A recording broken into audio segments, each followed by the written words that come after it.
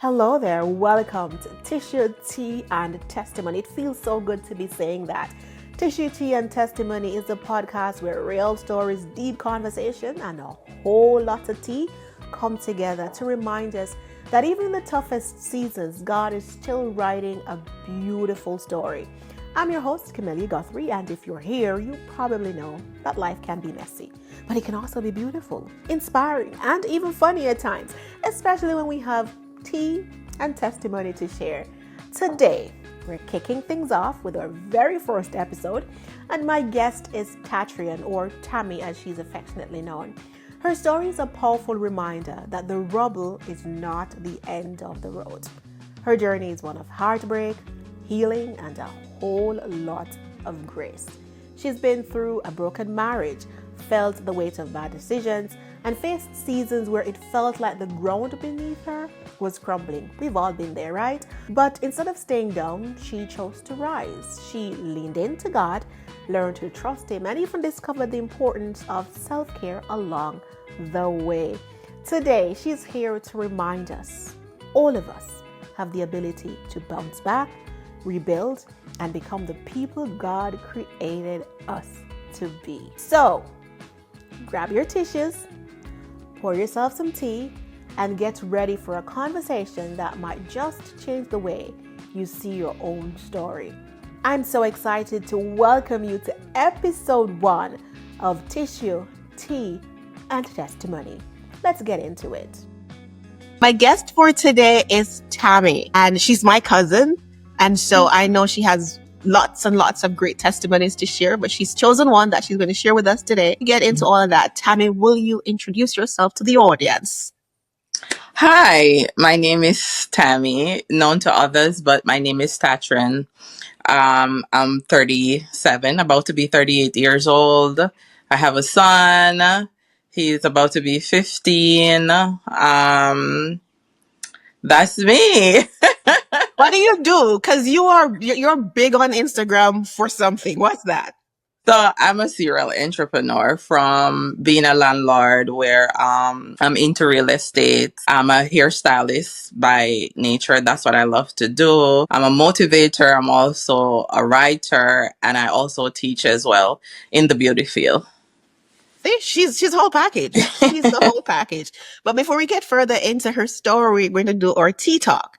What tea are you drinking? So if, I'm Caribbean, I'm Jamaican, of course. I'm drinking ginger tea. But if I tell you why I'm drinking ginger tea, it's going to be crazy because back home, they'll tell you if your stomach hurt, go drink some tea.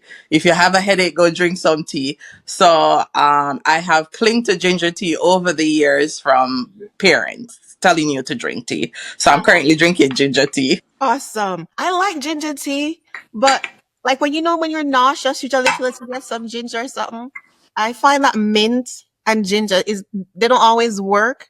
What Mhm. works for me is what I'm drinking, fennel.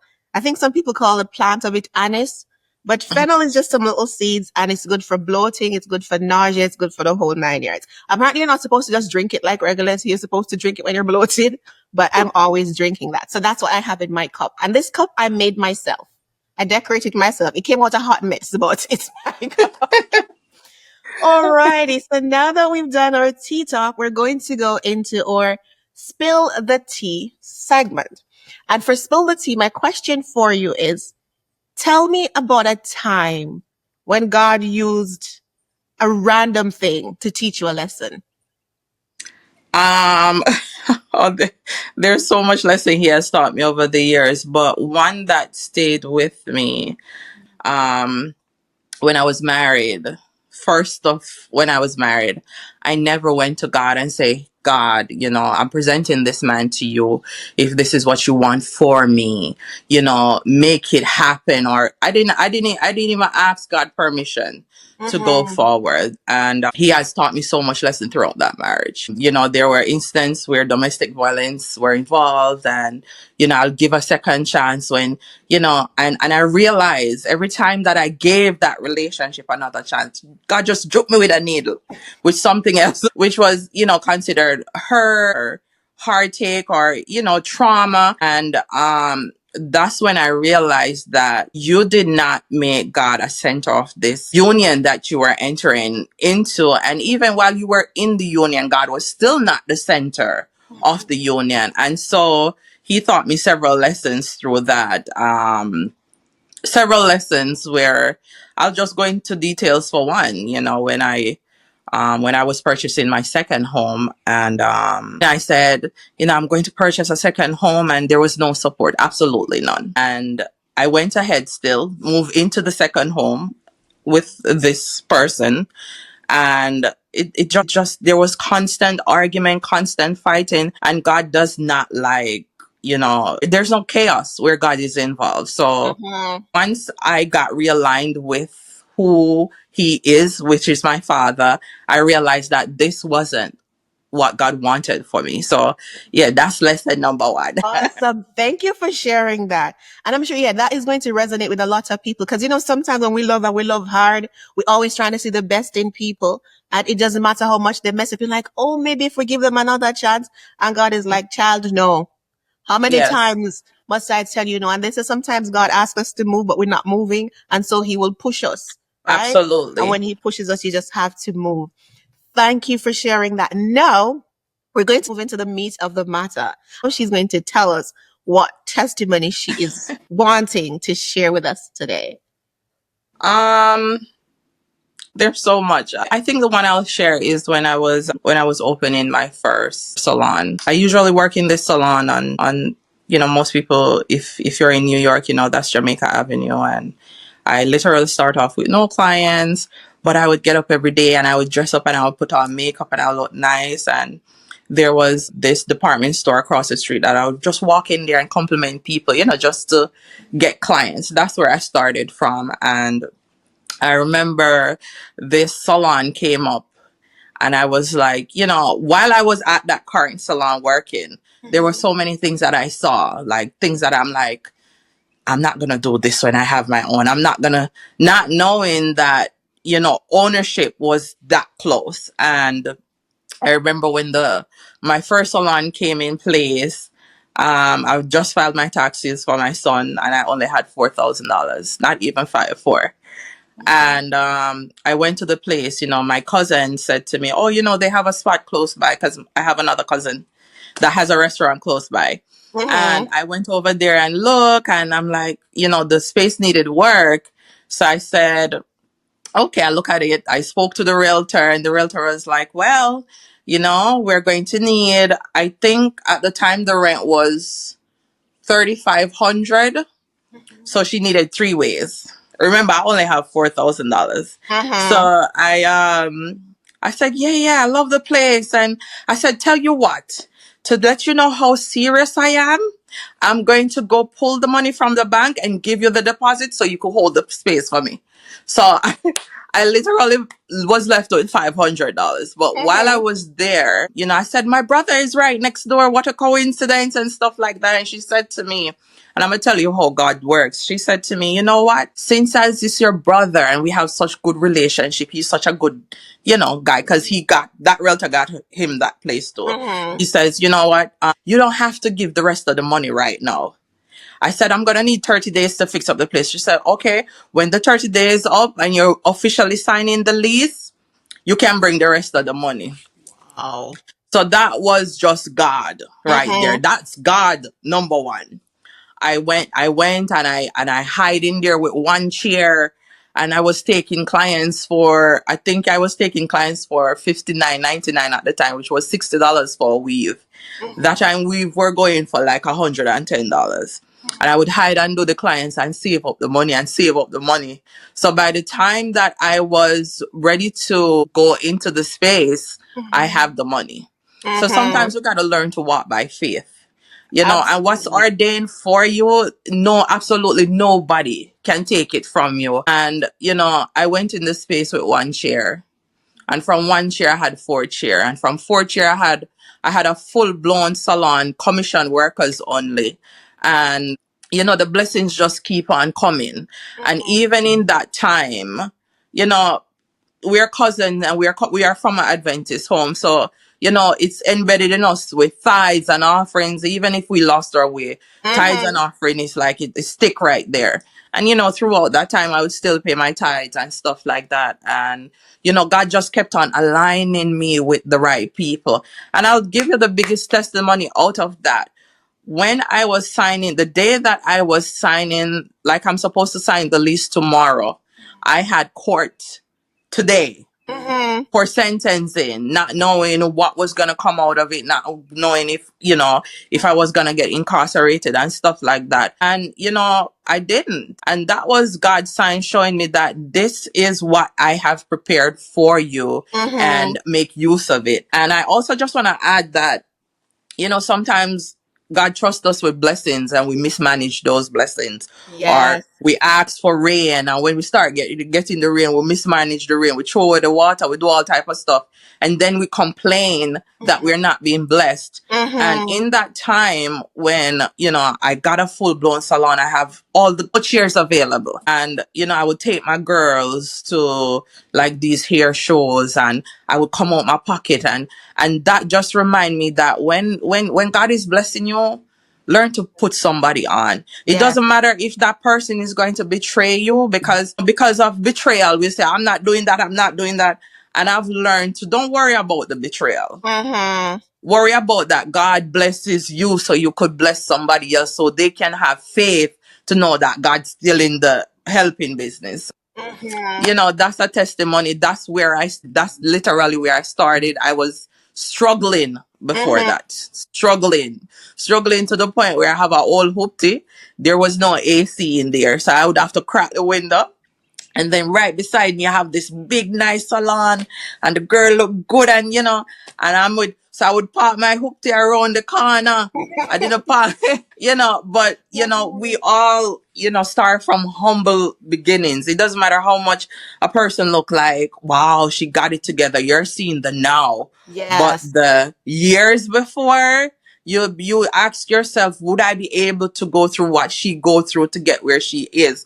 So, another thing, when we ask for blessings, like, I want her life, or I want that person life. You don't want nobody life. Nope. You do Ask not. God to give you what you can manage. Because if you know what a person went through to have the life that they have, you probably would die. Yeah, you're not gonna sign up for that. Yeah. That's a testimony that God take me from nothing and bless me with something that birth a lot more. Yes. I don't know if you want to go into this, but you mentioned that on the day before you signed your lease, you had court. And I don't know if you want to share that story. Because I think you said that people like incarcerated. What is she being incarcerated for? So I don't know if that's something you want to share. I won't go too much in depth, but you know, prior to salon wasn't my first profession, or salon wasn't my dream profession, or being a hairstylist wasn't my dream profession. Prior to all of this, younger, not knowledgeable, wasn't aware, and we made mistakes. I was involved in other activities that that could I could have even lost my life. And that you know when you do things, just know there are repercussions for making bad decisions, and whether you're aware of it or not. So that day when I was up on serious charges and not knowing if I'm going to spend a long time in, prison or anything like that. That was really what was happening the day right before I signed the lease. But for some reason, I wasn't even worried. I already paid the money and already said, okay, let me just hurry up and get rid of this so I can get back to start preparing the salon. But I won't go into too much details on that. But based off decisions that I made when I was younger, stuff like that. Yeah. Yeah. But you know what's interesting? Because you were demonstrating a whole lot of faith. Because if you knew that you were up against these charges and you're like, look here, I'm going to release this space and this is what I'm going to be doing, not knowing what was going to happen, that's a demonstration of a whole lot of faith.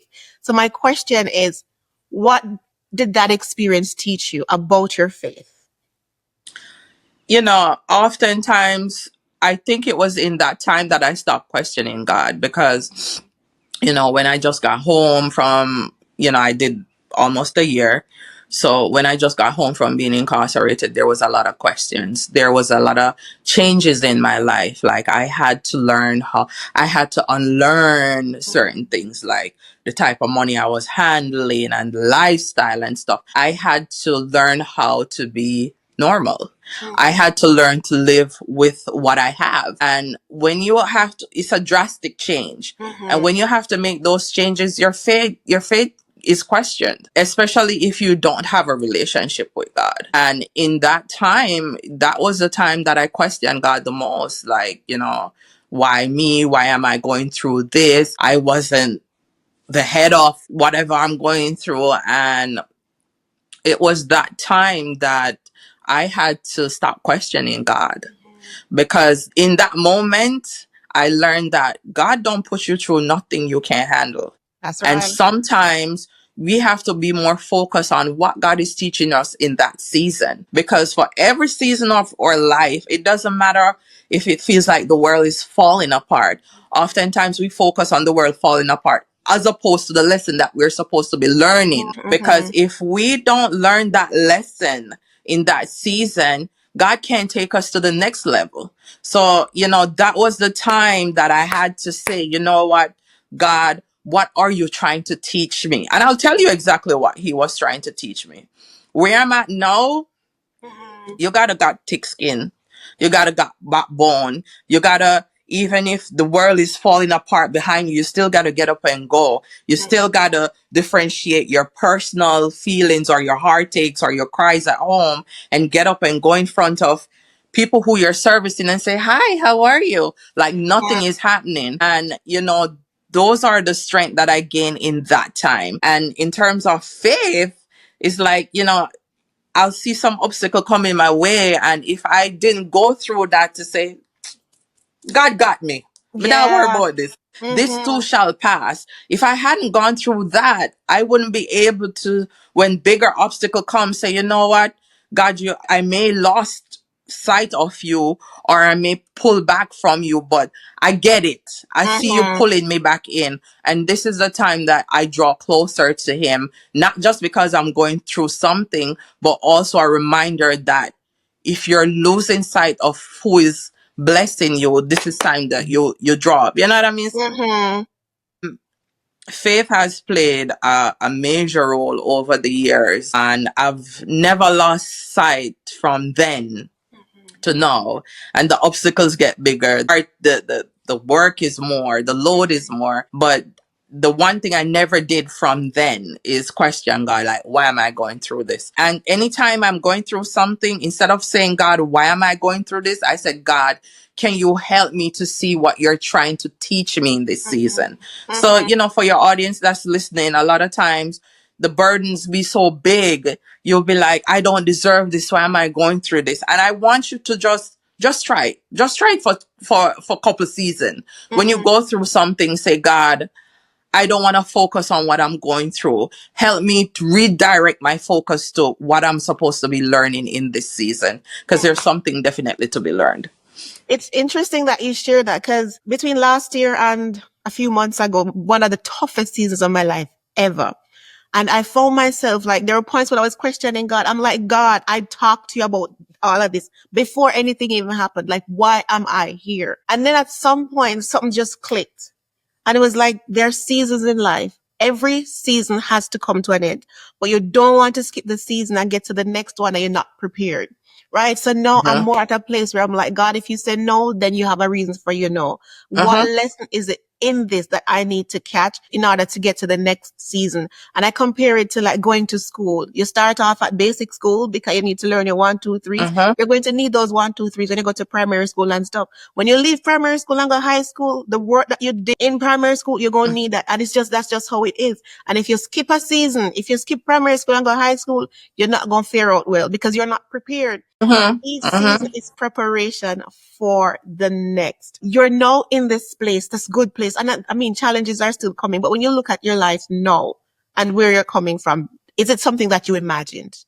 No, not at all. Not at all. Not at all. To be honest with you. And that's why sometimes, we're so focused on what we want, but sometimes we just need to take a step back and see what God wants for us. I wanted to be a nurse so bad, started the programming and stuff like that. And when I found out, because, I had certain things to my name in terms of felony because of decisions again, I wasn't, you could do it, but you would still be competing with people who had nothing against their name. And I decided that no, I'm not gonna waste my time go to school and then, but that's what I wanted. But what God wanted for me was way bigger than what I wanted for myself. So I have no regrets whatsoever. No regrets in any season at all, because I've learned so much, and I've learned to carry things with grace. I have lately acquired so much peace. I have understanding. I communicate differently.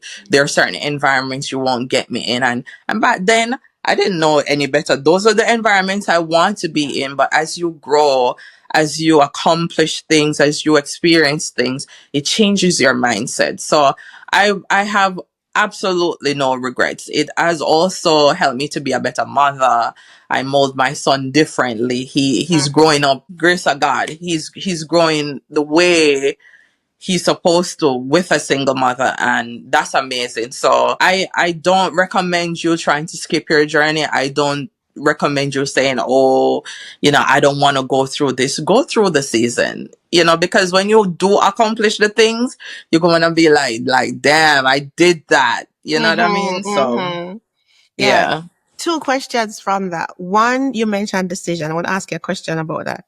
But also, you wanted to do nursing, you ended up in hairdressing. When did you recognize that this is what God wanted me to do? Child. um when I funny enough, I recognized that 4 years ago. 4 years. When I How started, long have you been doing hair? it's almost 10 years, yeah. And when I had the first salon, I'll be working from 10 a.m. in the morning, going back to 3 a.m. in the morning, doing probably 10, 15 clients a day. I was drained. And I would still get up and do it. And when I sold the first salon and decided that, I can't do this anymore. I feel like I'm making money, but I'm not happy. I decided that I'm going to sell the salon, which I did. I think one of the things too, all the girls that were a part of that salon that I held, that I groomed, that I poured into, when they started chastising me and turning their backs and, doing things that you're not expecting, that break my heart. And that was the time that I had to learn this is business. That was also a learning stage for me. So I decided that, I don't need this. They need it more than I do. I sold the salon and I moved into the first house basement, and I was doing here there. I took like 2 years break. I said I'm not doing it no more. I don't need it, blah blah blah. And when I moved into my second home, it was in COVID, and my son had COVID, and I said I'm not going back into it. And I still had this urge. Every time I say I'm not going back into it, I still had this urge. And when I tell you, I fight that urge so much, to the point where I went back to school to do my crocheting, and I started teaching that, and I'm saying like, okay, that's it, I'm not going back into here. And it led me right back to it. And I remember I said I'm not going back into it. And then someone called me up and said, oh, this nice building just opened on this boulevard. I think you would love it. And it was an empty space, and I went into the space, and I prayed, and I even came home. They wanted 15,000 down payment just to get the lease. And I remember came home to my son. He was sick, and I'm like, I'm so nervous. I wonder if they're gonna choose me, because there was other applicants. And my son says, Mom, it's yours. God is going to let you get it. And the guy called me out of nowhere, and he said, we're ready for you to sign the lease. And that was the time, like literally 4 years ago, when I said, this is my calling. Because even though I said I didn't want to do it, I was so excited to be going back into the field fully again. And, that leads into another testimony, child, getting that place and, Oftentimes people see people and don't know that they go through downfall too, because Yeah. that place literally broke me to Mm.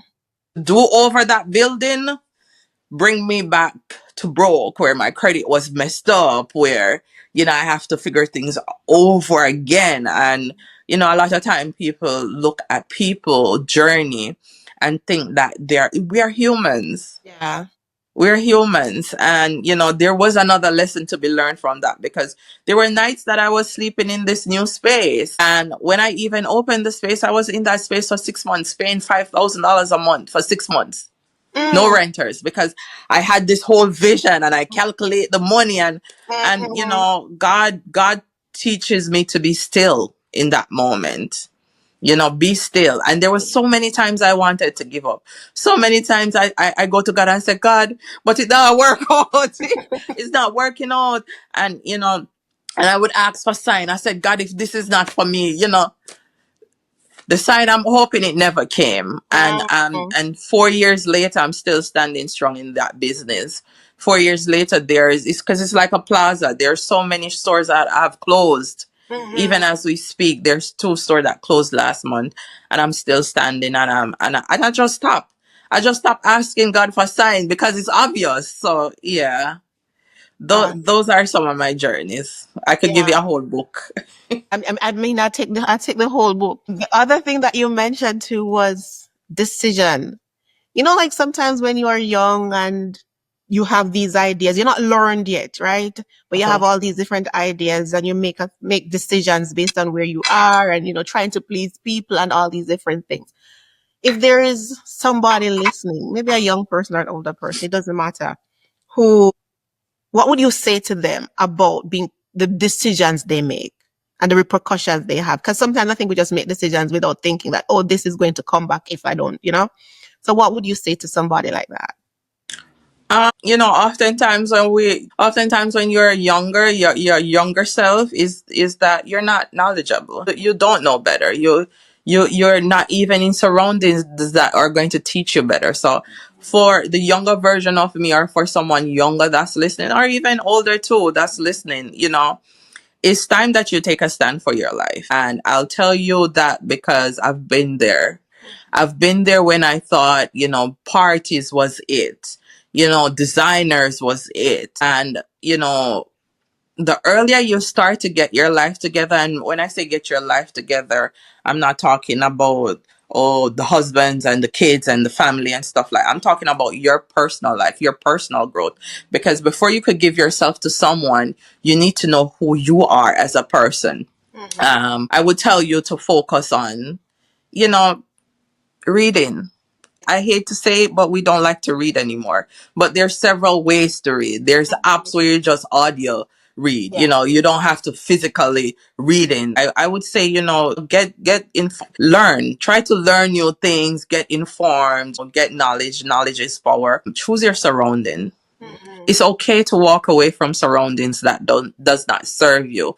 A lot of time we think we have to stay in environments because we probably know this person for years, and there's some type of obligation. You're not obligated to nothing that's Mhm. not aligned with where God is taking you. So it's okay to walk away from friends. It's okay to walk away from relationships. It's okay to walk away down to your very parents if they're Mhm. not where you're going, because the decisions that you make now really affect where you could be 10 years from now. So start choosing your surrounding. Make sure you have a spiritual life. That's very, very important. This may not You may have people that are not Christians that are on here listening, Mhm. but I grew up in a different home.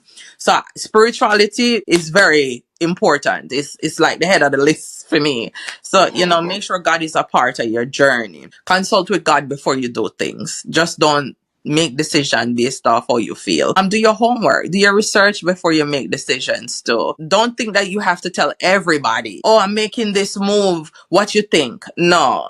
Sometimes you just need to take it to God. So I would definitely, I'm big on surrounding environment, alignment, and stuff like that. Awesome. Thank you. When we just started, you were talking about, your first marriage and something and not including God in it. If you were to do that over, what would you do differently? And what would you say to people who decide, like, I don't need God in this, I can handle this myself? What would you say to them? What I would do differently, first of all, I don't even date men that are not God fearing. If I know that, you know, you believe in something else, I respect to you. People believe in different things and I respect that. But for me personally, I would not date someone that is not God fearing, because when you know God, you operate differently and that shows up in everything that you do. So that's number one. When it comes on to dating now, another thing that I also look at how you treat your parents if they're alive, how you treat your mother, how you treat, what relationship you have with your family, because that also signifies, what's Yeah. going on with you. I'm big on, boundaries. I'm very intentional of what I'm doing in this area of my life.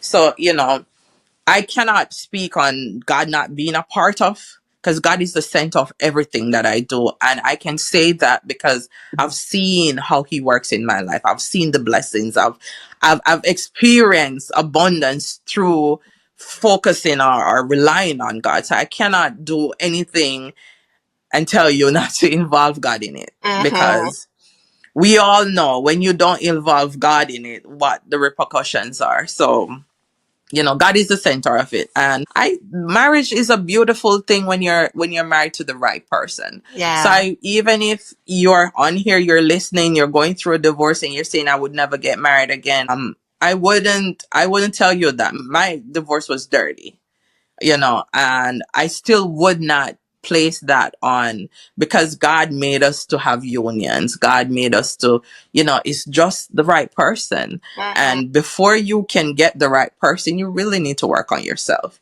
You need to work on things that you need to fix. We all know what we need to fix. We all have those little things that we need to fix, and you need to work on those before you can attract, the type of husband that you desire. Mm-hmm.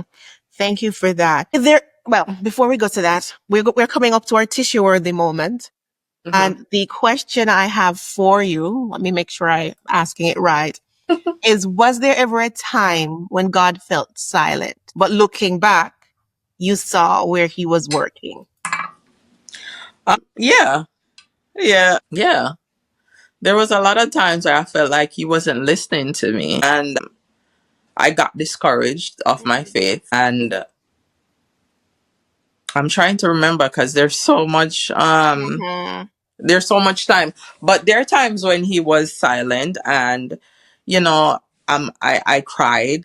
I didn't even know how to pray. I was so weak, and I realized that he wasn't being silent. What I wanted God to do at that time, it wasn't the time for that. Mm-hmm. And now I see, like, oh, okay, I get it. And I'll give you another example. Like, 2 years when I was going through divorce for 2 years, it's like, nothing would happen. I wasn't making, I'm a girl that wants to, every year I have to do something that I feel like I did something that year that's worthy of that year. And, for Mm-hmm. those 2 years, it was like still. And I'm like, God, I want out, I want out, I want out, I want out. I kept on saying I want out. And I was so miserable because it's like my life had stopped. And I thought he was silent then, but I'll tell you what he was doing then. He was like, I don't want you. I'm not going to bless you. So the blessing I give to you go over to your ex-husband that wants half of your shit. Mm-hmm. You know what I mean? So I couldn't understand the silence, but he was like, no, I can't bless you now. I can't give you this now, because giving you this now, there's too much turmoil going on to give it to you. So in that season, guess what I did? I started going on dates with myself. I Good. started loving on myself more. I started doing things that makes me truly and genuinely happy. I was okay with being outside without looking all dolled up. I was so intentional of how I spent my time, and I needed that. I needed that, because when I date now, the way I would address something, I addressed it differently. When I would, as a independent woman, sometimes we get very, you know, We don't want to hear nothing. Okay, I got my shit together. I don't want to hear, don't tell me nothing. But when you spend time with yourself in that time that God was silent, now when a situation arises, instead of I say, you know what? I'm not talking to that person. I communicate. So the silent was for a reason. And now that I'm out of that divorce, the silent was also showing you that God is telling you that I will bless you, not on your timing. Because now the everything that I thought I was going through is shifted. Just as soon as that ended, it shifted. Because whatever God is having in store for you, if someone is in your life that's not supposed to be there, He's not going to bless you with that person in your life. You're going to feel like everything is falling apart. But it's just for you to pay attention that something is not right. Is either the person that I'm sleeping next to is not good for me, or is it that I'm making decisions that are not good for me? Is either that, I find myself in clubs when God really want me to stay home and pray more. You'll know that something is not right. And it's that time that you need to figure out what you need to do for God to break that silence with you. Awesome. Two final questions. One, is there a Bible verse that you cling to? Maybe a favorite Bible verse that throughout your life and the journey you've taken, that Bible verse, like you always go back to it. Like for me, one of my thing is I find myself being sad a lot. I don't know why.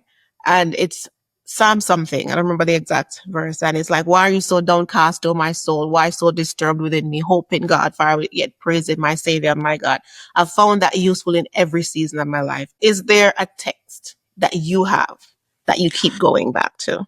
So honestly, Psalm 91 is my verse, and I'll say that because I've gone through so much. I've gone through so much in my entire life, from 23, 37, struggles on top of struggles, fight on top of fight, and betrayal upon top of betrayal. And I just Psalms 91, plead my cause, O Lord, fight against those who fight against me. And I use that for strength, especially when you're heartbroken, by pouring into others and you see the betrayal is like, it's hard to get up and still go. And when I read Psalms 91, it's like God said, don't worry, I got you. That's how I feel when I read that. Like, you worry about what they did to you, don't worry about that.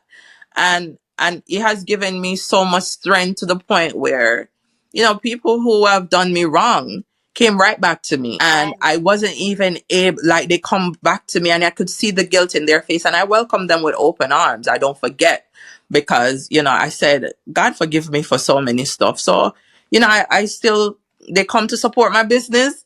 Hi, how are you? All is well. And I keep it moving, because God says sometimes I will use your enemy to bless you. I'll use your enemies to feed you. So that has given me strength. Awesome. Final question. Well, is there anything else you'd like to say before I ask the final question? Is there anything else that's probably missing we didn't touch on that you'd want to share? Uh-uh. Okay. So my final question is, if there's one thing people are listening, the audience is here. If there's one thing you'd want them to take away from this entire conversation, what would that be? Get your life together. Focus on you. Focus on you, girl. Focus on you. I promise you, you'll not regret it. Get your life in order. If you need to start scheduling stuff, get your schedule together. If you feel like you're overweight and or you feel ugly, this is a time. Even if you get up one day of the week, start walking. Start doing things intentional to change the way you feel, change the way you look, or change even where your life is at. Oftentimes we're going through stuff, but we feel like we don't even have the energy to. You don't have to start big. Start small. Take one step each day. If you feel like you don't have a relationship with God, start reading the Bible first thing in the morning before you even touch your phone to go on Instagram, go on blah, blah, blah. Just start being intentional about your life, because I've done that and I can tell you the result. Be more consistent with what you're doing. If you say you want to be whatever, start making step towards what you want to be, because no one is going to come save you. No, you got to save yourself. You got to get up and go the the reality is, when you pour into you, you'll always get result from pouring into you, as opposed to you pouring into others. Pour into yourself first. Make time for yourself. It doesn't matter how small it is. For a woman on here who have families where they're taking care of the husband, they're taking care of the kids, and they're not taking care of yourself, you got to start making time for you so you could feel better. Because when you feel better, you do more, and it's more peaceful. Awesome. Thank you so much for that. There's a saying that you can't pour from an empty vessel. Yeah. So you fill up and Yes. then you pour from you overpour or you overflow. And so Yes. thank you so much for your time, for sharing your testimony with us, and just for being here. I am encouraged. I'm like, oh, she could be a preacher, man. I would go to our church and pay offering. But thank you so much for being here. And for those of you who are listening, if there's any takeaways that you've made note of, you can use our T-note to share those. And that's just basically you making a comment or leaving a comment in the comment section. If there's a testimony that you want to share and you want to be featured, put that in the comment section too. And don't forget to like, comment, share, and subscribe. Until next time, I'm Camellia, and this was Tissue, Tea, and Testimony.